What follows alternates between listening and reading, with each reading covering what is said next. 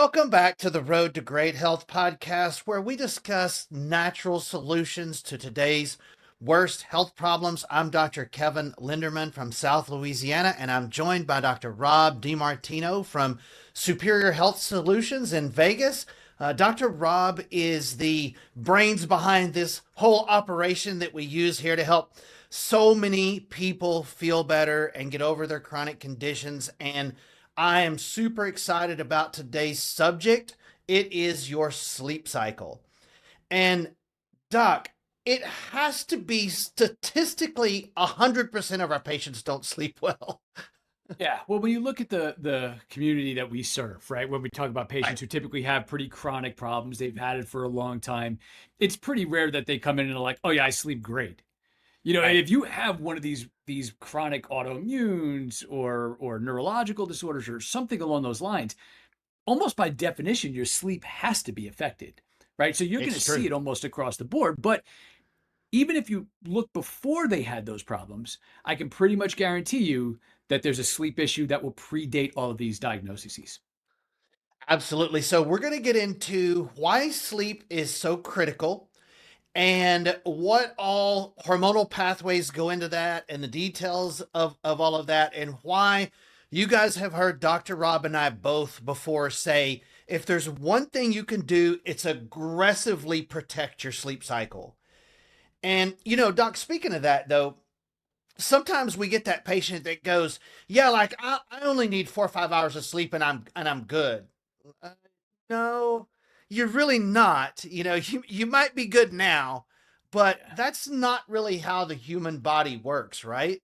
Yeah, you get those people who are genetic anomalies that somehow they can get that process done.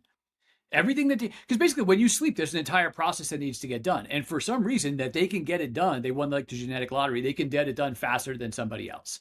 But their margins of error are much smaller. Right. So Right. if those things start slipping, they have less time to get things done. So it's typically not a line you want to tiptoe because it can Yeah. go real bad on you real quick. Yeah, and it's really, even people that tell me, and I don't know if you experience this in consultation as well, they'll go, "No, I fall asleep on time and I stay asleep pretty good." And I go, "Well, do you wake up refreshed?" "Oh no, Oh never." no, So even no. if they think they sleep good, they don't wake up refreshed and full of energy and feeling like they should. So something is faltering there, even if technically their eyes are closed. Or, Yeah. my favorite, "No, doc, I sleep fine. I take an Ambien and two Xanax and I'm out. I'm Yeah, I don't gone." know where I am for 2 or 3 days after that because then they wake up groggy, right? So You're yeah, right. it's you shouldn't need like these are basic human functions, right? The Right. ability to sleep is a basic human function, and when you lose that, it means something really core fundamentally is wrong. Right. So the first thing that I want to get into is so people think of sleep as something that happens at night. But actually, tell us about what actually sleep begins in the morning. Your Yeah. body sets a biological clock that starts in the AM, and that determines what happens in the PM. Isn't that right? It sure does. And actually I caused a bit of a storm on social media No. week or two. No, not me, right? Couple weeks ago where I made an entire post about wearing sunglasses and how it affects your ability of getting sunburned or your affects your ability to actually, being able to take more sun. And like overnight, it was at like 500,000 views, a gajillion comments. Half of them were positive, like he's right. Another half were like, this guy's crazy, type of thing. But Yeah. it's really, and there's an entire science now called chronobiology, right? And what we're talking about with the sunglasses thing is chronophotosensitivity, right? Your eyes have to be able to tell your brain what time of day it is so you can set those biological clocks. So we're designed, before we had all of this, we're designed to wake up with the sun. And certain spectrums in that morning sunlight are designed to stimulate hormones inside of you. One of them is cortisol, which everyone knows is the stress hormone, and everyone pegs it as the bad one. No, cortisol is designed to get exposed to sunlight in the morning to wake you up. When you measure somebody's cortisol levels through the day, it should kind of look like that, right? It's going to be highest in the morning and then it should be low at night before they go to sleep. So if they're the person who catches, quote unquote, that second wind, I'm tired, I'm physically tired, but then I go to lay down and I'm up, right? They're catching that second wind because their cortisol's coming up. But your eyes need to set that rhythm first thing in the morning. So one of the most important things that somebody can do is they can get themselves outside right away, even if it's for minutes. Doesn't have to be hours, even if it's just for minutes so that your eyes can understand, okay, this is sunrise, this is 5:30, this is 6 a.m., whatever time it is. Because if the first thing you do, which is like the first thing that most people do, is they look at their phone, right? They look to see what time it is, or they look at their alarm clock, or they're shutting their phone alarm. Now your brain's going to interpret that light as noon. So now all of a sudden, now your body just lost 6 hours, right? It skipped to the noon activities, not the 6 a.m. activities. And we're going to see that pattern throughout the course of the different light exposures, especially through the course of the day. But there's specific parts of your brain that need to get that information because your body needs to know what to do, when to do it. That's important, right? What to do and when to do it. When to do it is just as important as what to do, right? You do the right thing at the wrong time, it's harmful. So, but that all comes in from those first exposures to light. And most of the time, the first exposure that somebody gets is some sort of alien form of light that's not meant to happen at that time of day. So you immediately start with your clocks all screwed up. Yeah, it's like I have a couple of automatic watches that they wind themselves by the movement of your wrist. And if I go for a while and I don't wear them, they stop running. But the first thing I do when I put that watch on is I set it first thing in the morning so it knows what time it is. And it Okay. gets the date and the time and all of that back right. And that's really what morning sun does to your body's biological clock. This is the time the sun comes up, so this is the time I should be winding down and sleeping and getting tired and lowering the cortisol and doing all of those hormonal changes. And the truth is, we have so much artificial light and blue light and light at night and not enough light or early morning sunlight. Our biological clocks are just really screwed up. And we find that in the manifestation of almost every single disease, right? So Right. when somebody will come in and say, I don't sleep well, I'm like, yeah, no, I know, because it's just not possible for all of these things to happen to you if your sleep cycles are great, because your recovery cycles would be good. Remember that the sole focus of sleep is to be able to recover. Your body has to Yeah. go through all of this healing process that has to happen at night. And I get a lot of comments on social media even where people say, oh, well, that's just about fasting. Look, fasting is a strategy that you can use to stimulate your body to try to repair itself. But it's not the strategy, right? It's not the only way your body repairs itself. Fasting is a way that you can do it to stimulate it. It's a strategy, but it's not the way that we're meant to do it. We're meant to do this a bit every night to make sure that our body keeps up. The idea of fasting would almost be like, you don't do any paperwork all month. You take like the last 3 days of the month off to just do nothing. You don't see patients. You just do nothing but do all your paperwork for the entire month because you're behind. Versus every day you do your paperwork, you fill out your notes and stuff, and then you get to go home at night with everything caught up. That's what great sleep allows you to do. Because if you're always behind, you're chasing yourself. And it may not seem like a lot. Your body may lose 10 minutes here or 5 minutes there.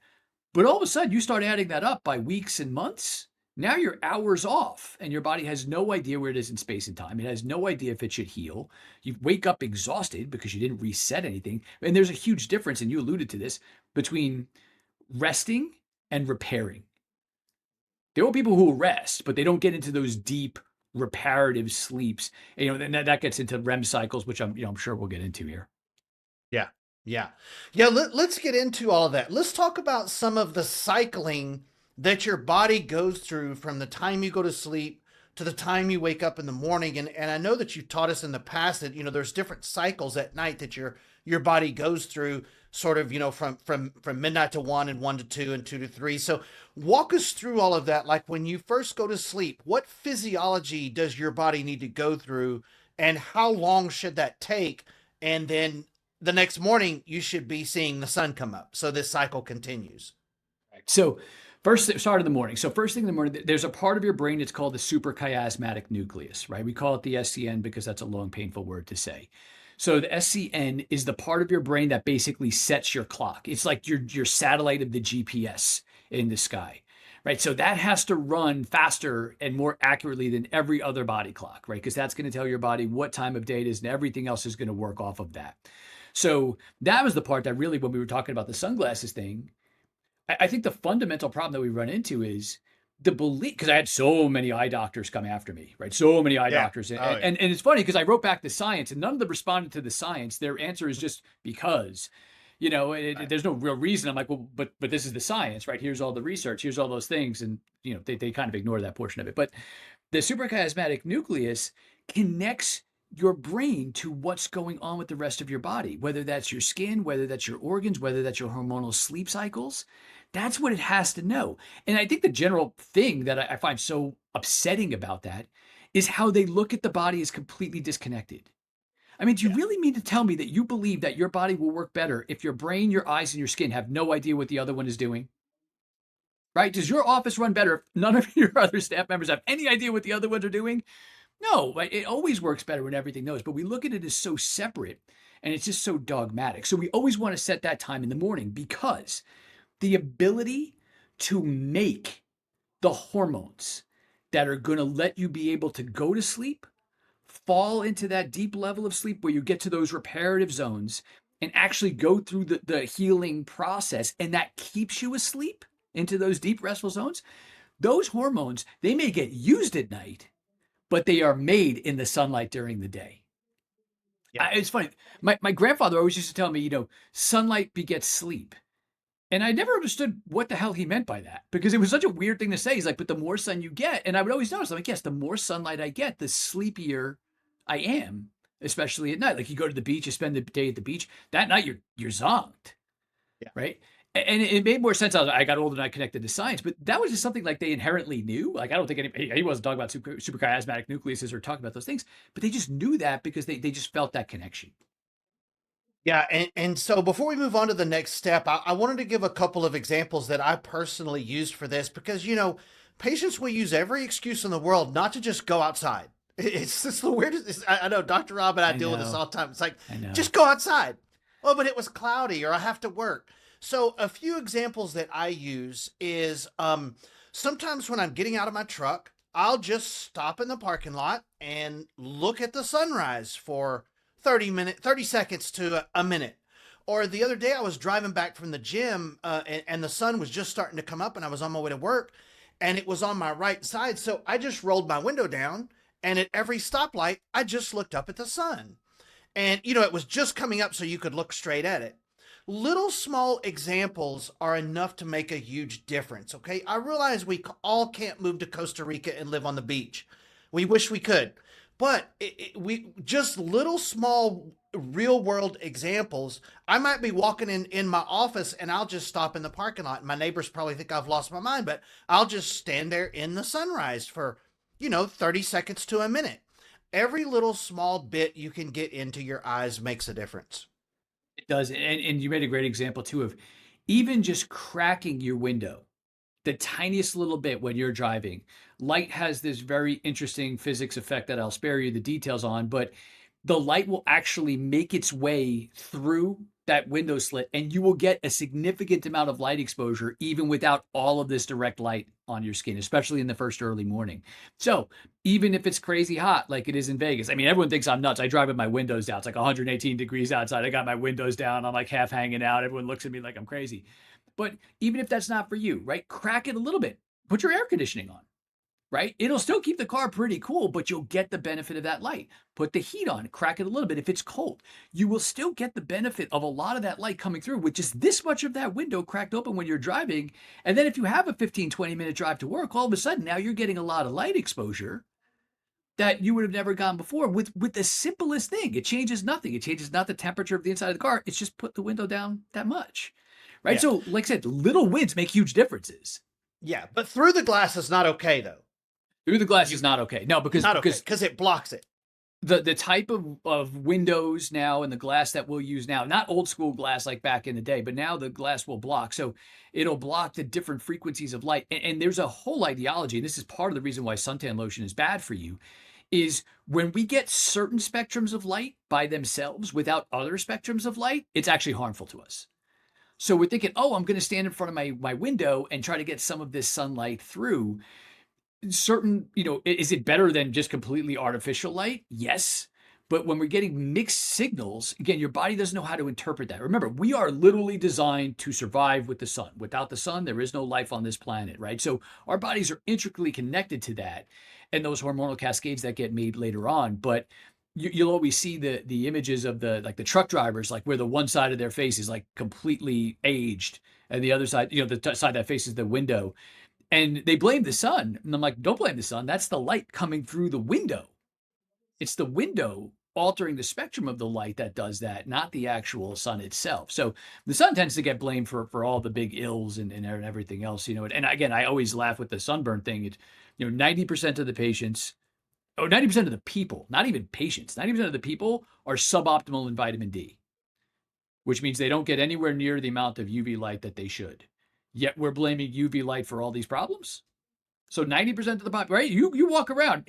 It's not like people aren't following this advice, right? You walk around, everybody's got sunglasses on. 80% of the people, especially in Vegas, right? 80% of the people at least have sunglasses on. Yeah. Always. Yeah. It's not like they're not following the advice. Yeah, it's not like they're not following this advice. And here we are. It says, by 2030, we're going to be in an eye crisis. So who's right?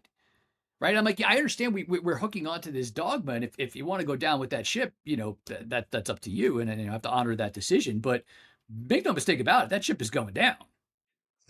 Right? Those outcomes aren't great. So it really comes down to making sure, like you said, that those little wins, little breaks. Yeah. And then what ends up happening? Yeah. Everyone makes the comment to me when they start doing that, like, man, I feel so much better when I'm out there. Yeah. Right. And then all of a sudden, it's not that hard to go out there for another 10 minutes. And then you start finding another 10 minutes to do it. Like, man, it makes a huge difference. It's like, I know it. I sat with a patient yesterday and I was like, wow, you're tan. And she's like, I've been listening to everything you say. Look how tan I am. And then, of course, then we go into her consult and I'm like, how are things going? Absolutely better every day. Yeah. Amazing. Going amazing. The color on that skin is going to determine what that answer looks like. You're going to make my life significantly easier. And she doesn't have easy problems, Right. So step number 1, get outside. That's the first step. So take us through the next step, Doc. So we're talking about the steps for your body goes through at night. Right. So we want to make sure we get the different sunlight spectrums during the day, right? So we want to get that early morning version of that light, that UVA spectrum of that light, and then that UVB spectrum of that light. All of them will be important. And then even at the end of the day, it's important to get that ideology of the light coming down. Because in the morning, you'll get near infrared light. Then you'll get UVA light. Then you get UVB light. Then you go back to getting UVA light, and then you go back to near infrared. But the different at night is the power is much less. And your brain senses that because it says, oh, the sun's coming down, so we need to start coming down. We need to start bringing everything down and calming everything down and setting ourselves up to go into this restful time. And that's in a non-modern world, because now we go inside and we flip all the lights on and they're all blue light dominant, right? Which blue light is the spectrum of light in the morning that wakes us up. So what happens if we're under blue light all night, or most of the evening time leading up to the point of right as we're going to bed, and screens are dominantly blue light, and we have entire podcasts on this. Now all of a sudden your body's going, well, it's day, right? Yeah. So you look your phone, you check your phone, your eyes tell your brain it's noon, and then your body's going, and now you want to go to sleep for 8 hours? Like, why? It's noon. Like, we wouldn't sleep now. That's weird. So all of those things happen. So we want to try to time it. The optimal time is about 3 to 4 hours before you go to bed. Your body wants to start perceiving darkness. Now, again, nobody ends up hitting those spectrums in today's world. So you have to do things that you can do. So simple things that you can do. Get a good pair of blue blocker glasses, right? They look like sunglasses. They're dark orange or red tinged.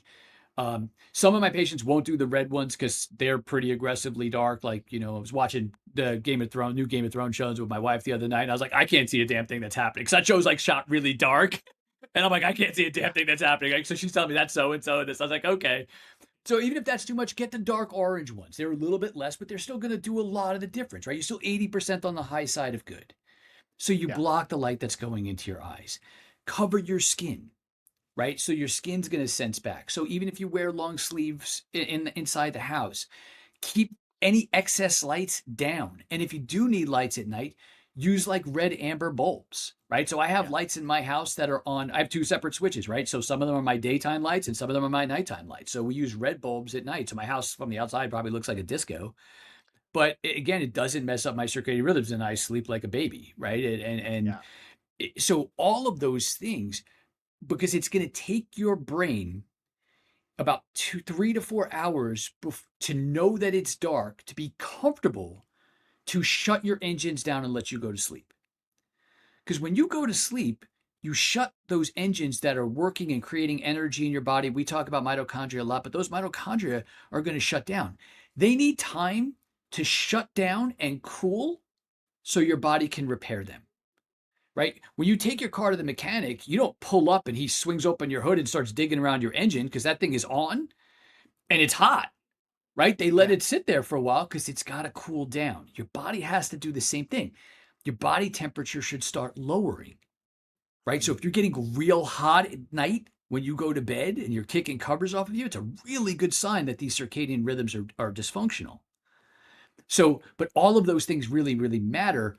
But that time frame, simple stuff. Now you might have to trick, I get it. Not everybody's going to do red lights. Not everyone's going to, shut the lights off. You have family members who may not necessarily be as on board, but there's things that you can do. Cover your eyes, cover your skin. Again, you're 80% of the way there. Yeah. Yeah. Little small steps make really a huge, huge difference. Doc, what about naps? So naps are going to be fundamentally different because you're not looking for your body to go into those full-on repair zones, right? You're looking for short bursts of where you can turn those engines down. And the reality of it is when you get a lot of UV light, which is the type of spectrum of sun that will tan your skin, UV is actually designed to calm your system down, right? It's going to stop your hormone production. It's supposed to make you sleepy. So if you're getting good sunlight in the middle of the day, it's not uncommon then for people to want to rest because that spectrum of sunlight will actually kind of bring you down. It's like that siesta in the middle of the day that they always talk about. Yeah. So people sometimes like, I don't know, doc, UV light makes me tired. UV light should make you tired. That is a great sign that things are working the way they're supposed to. Morning light should wake you up, right? Sometimes I'll convince my patients and they're like, well, I never make that early morning one. And I'm like, all right, well, go out there. And even if you fall asleep outside, and they say, okay. But then guess what happens? They go outside in that light wakes them up, and then they feel great for the rest of the day. But I got to trick them and go outside to make them think, I've like, oh, heard you just that sleep too. outside. You just sleep Yeah. outside. No, you won't. You'll wake right up, and then you'll feel amazing for the rest of the day. And you get a lot of people who tell you too, like, I'm a night person. Look, I was apex night person. Like I was best from 1 to 3 in the morning, right? You could not stop me at 1 to 3 in the morning. I was where I was best at, and I hated the mornings. And my dad was like an extreme morning person, so he would wake me up really early because he knew it made me crazy as a kid. But now I'm up every day at daybreak and bed early. Like that can change, right? And really, the more you end up a night person, it just means your rhythms are screwed up. That's why you're doing so well at that time. But again, you're on borrowed time. My health wasn't that good at that point. Again, I was a stupid kid and I didn't know anything. But now versus where I am at, pushing 50, it's way different than where I was when I was 18. So again, it's the knowledge base around these things, and it's unfortunate that we have to talk about all this stuff because it should be just what we do. Yeah. And a perfect South Louisiana example of how this red light in the morning can stimulate healthy brain function for all of us hunters. I mean, I'm a huge deer hunter, duck hunter, and typically we get out there before daylight. And so when you're sitting there in the stand, in the deer stand, and before the sun comes up, I mean, you are just struggling to stay awake. And then just as soon as that sun starts popping up over the ridge, all of a sudden you just wake up naturally. That's because that light, that early morning light, is inherently designed to stimulate your brain to start to make energy if your systems are working correctly. That's how it's supposed to work. And nobody ever really thinks about that. But as hunters, we experience that all the time. It's actually really good. Never really thought of it that way. I grew up in New York City, so like if we had Yeah. guns, it wasn't for Yeah. good reasons. We weren't hunting, Right. so I never really think about that. But Yeah. it's probably a really true example, right? It's a time where people outside. I know last year when we went on vacation, we went to the beach, and every morning my youngest son and I were down at sunrise to get the sunrise. I couldn't get my teenagers to do it because they're gonna have to be older before they start to decide that. But right, so me and my youngest son are always down there, and I kept telling him, I was like, "Look around, buddy. Who do you see down here at this time?" Like, how old do you think that guy is? He's like, man, he's Yeah. probably in his 70s, right? And what's he doing? Right. He's stretching, he's exercising, he looks great. And the other people are walking the beach. I'm like, look around. Like, what do you think these people are? Do you think they're the healthiest ones? He's like, yeah, they all look pretty good, right? Because Yeah. inherently, that's what that's going to breed, right? So it was funny because to watch him as a, at the time he's 12, to look around and see all of that. And then he starts, he knows all the things that we talk about. Obviously, he and I are down there, but he starts putting it together. He looks at the people and I'm like, that guy's probably in his late 70s. And he looks Hmm. damn good. And he's exercising Yeah. and stretching and he got great tan, big smile on his face, happy to see us, happy to say good morning to us, like when we walk by. It's such a different mentality, such a different mindset. And again, this is free. Right. This is free. This is available to all of us. I mean, these are things that you could start doing absolutely right now.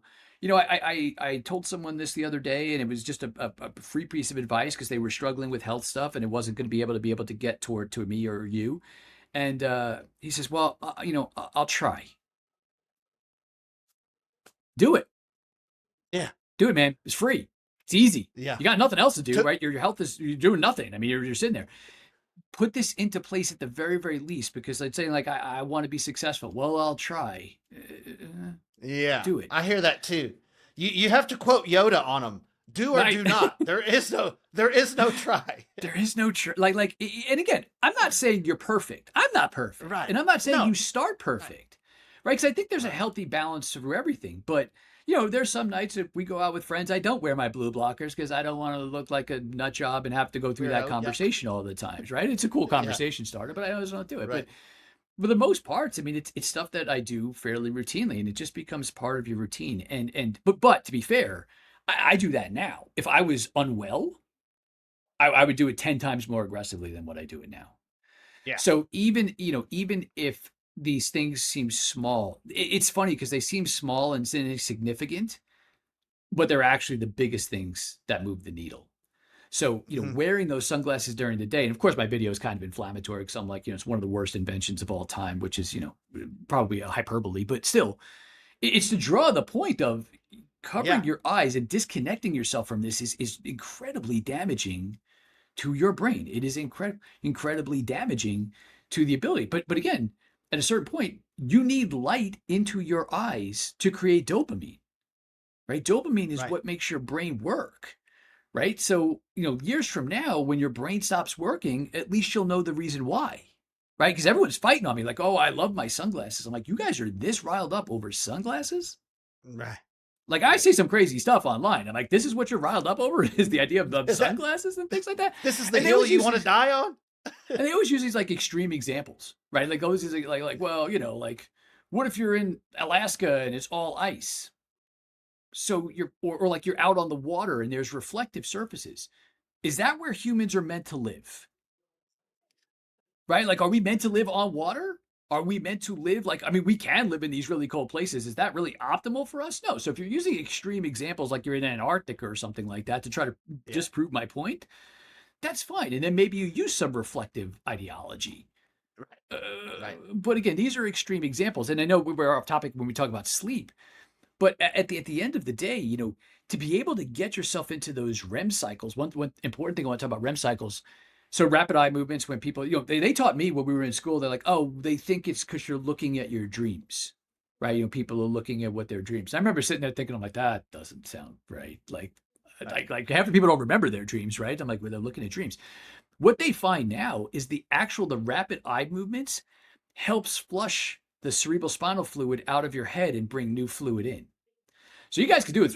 If you take your fingers, we've done this before too, right? So if you put your fingers on the back of your neck and you close your eyes and you start moving your eyes back and forth, you'll feel those muscles in your neck move ever so slightly. Yeah. It's slight, Yeah. but they'll move. That rapid eye movement actually creates a physical pump to pump that cerebral spinal fluid out of your head and rebring new cerebral spinal fluid to your head. So you get all the waste toxic stuff out and you get all the new stuff so that cerebral spinal fluid bathes all of your brain with nutrition and oxygen, all the things that your body needs. That's what the eye movement is for. And you should go through 4 or 5 cycles of that at night. And they may start slow and then they'll work up, but it's probably like 2 hours of REM sleep a night. And most people now, they have those things. I don't love the tracking devices because they're EMF all the time. But if you track them every once in a while, they barely get into any of them.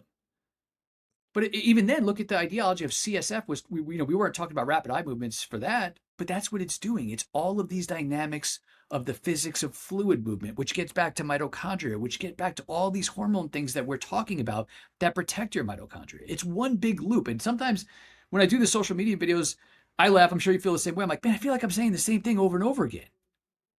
Right. But these are core fundamental issues that nobody talks about. And they're the biggest leverage points that move the needle. Yeah. And I really love your explanation or your analogy on this to where, this is like building a house. So when a couple builds a house, they're so excited about the paint colors and where the flowers are going to be and what the front door is going to look like. But if the slab is not put together, if the foundation is not put together right, it doesn't matter what color they paint it, the whole house is going to collapse.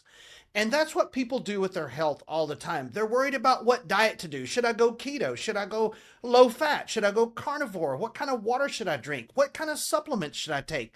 That's paint colors and flowers compared to the foundational things with what makes you healthy and what is damaging your health, which is, I'm just so thankful that I've been a student of Dr. Rob's for this long and really learned all of these foundational principles of why people are sick, because nobody else is talking about this stuff. No, and like I said, it's why I'm so vocal, and I've gotten a lot more vocal over the course of time because I'm really really frustrated with the way that the model is going, and just to the fact of, now again we have the whole peptide conversation. That's a whole newbie conversation, and people ask me what I think of it, and I'm like, look, it's just another form of chemical control. Right. Right? It's another form of chemical control because if you position it that, we're always trying to be the best versions of ourselves. But if you think that that's going to come from something outside of you, it's how they get and keep you as a customer. Right. Right. And what we are trying to teach people is freedom. Yeah. Obviously, when people come to us, our jobs is to catch them up, help them get better, repair the damage, get them caught up, educate them. We say it all the time. My job is to obsolete myself in your world. My job is to help you get caught up, teach you what to need to do, and then get you on your merry way to do it for yourself. And then always be there for you as a safety net, right? Like you need me, you need a question, you ask me, we would do it. But that's really what healthcare ultimately should be, right? But these are the things that people say, well, do I have to do this forever if you don't want to see me again?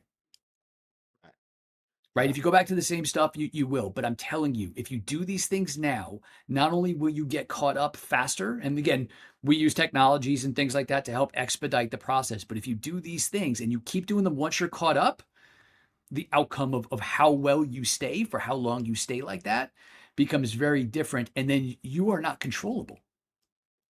Right? People want I, control of their health. Right? I'm sure you deal with that yeah, all the time. People talk about that, right? They've lost absolutely. control.